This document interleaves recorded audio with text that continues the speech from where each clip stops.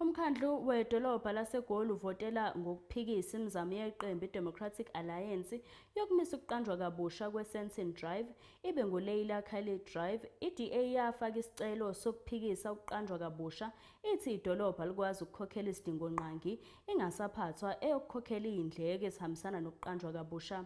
Ngaphezu kwalokho, leli qembu likholelwa ukuthi ukuqamba kabusha iSentin Drive ngegama laloyo owayeyisishoshovu sasePalestine uLeila Khaled kushayisana nezimiso zaseNingizimu Afrika zokubuyisana kanye nokwakha ukuthula.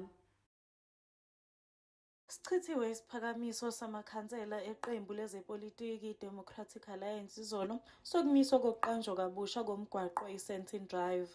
La makhansela athi umasipala ubhekane nokuhambisa izidingonqangi emphakathini njengoba iningi labantu kanye namabhizinisi lingahambisani inhlobo nalesi sinqumo. A lot of talk behind the scenes. I've heard news about, at the ambassador level, the envoys, they think it's all done and it's not going to happen, that the city's dropped it. There's no such thing. It cannot be just dropped without another council resolution. I'll tell you that as a party, we'll be challenging this. We're taking it up with COCTA about the failure to apply the correct procedures and processes. And there's a possibility of fraud in the collection of certain signatures.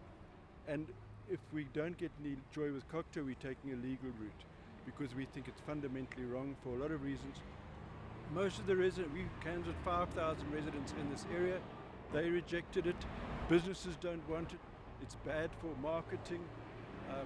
We understand about freedom struggles and all, but it's about someone who's not even a South African, never been to South Africa. If they want to rename this road, there are plenty of very worthy South Africans. What about Siya Kolisi Drive or something like that? Umkhandlu waseJohannesburg waphakamisa ukushintshwa kwalomgwaqo ukuba ubizwe ngoLeila Khaled obeyisishoshovi ezweni lasePalestine. Kanti-ke amanye amakhansela aveze ukuthi kuzohamba ngisho amahhovisi enxusa laseMelika uma-ke kuphasisa lesi sinqumo. Ezindabeni zeSoweto TV, ngikuNokulunga Mthembu ngiseSentin.